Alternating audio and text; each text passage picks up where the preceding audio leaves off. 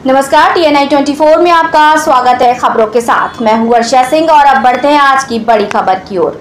Malda ISKCON मंदिर की ओर से जगन्नाथ स्नान यात्रा उत्सव का आयोजन किया गया। बुधवार की दोपहर मालदा जिला क्रीड़ा संघ के समन्वय विभाग की ओर से स्नान यात्रा का आयोजन किया। कहा जाता है कि स्नान यात्रा के बाद जगन्नाथ को बुखार आ जाएगा। रथ निकलने के दिन तक वे नजरबंद रहेंगे। रथ निकलने के दिन वे राजसी वेश में उतरेंगे और फिर भक्तों को दर्शन देंगे। अन्य उत्सवों की तरह इस्कॉन की रथ यात्रा और जगन्नाथ देव की स्नान यात्रा भी एक प्रमुख धार्मिक आयोजन है। हर साल की तरह इस साल भी मालदा इस्कॉन की ओर से जगन्नाथ देव की स्नान यात्रा उत्सव का आयोजन बड़े ही उत्साह के साथ किया गया।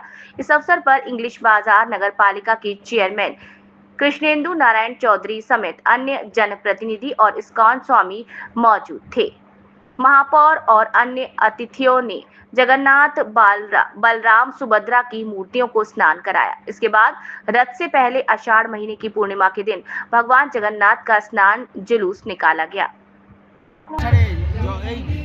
ভারতবর্ষ সারা পৃথিবীতে একটা শান্তি ফিরে আসে। বলছি এটা কততম? এটা হচ্ছে আমাদের 21তম যেটা রথযাত্রা মহোৎসব এবং 21 রথযাত্রা মহোৎসবের আগে কালকেও মহা অধিবাস হয়েছে।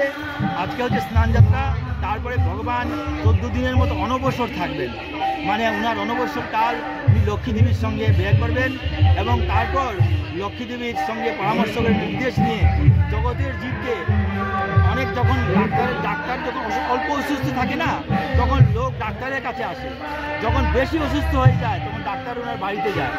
তো যখন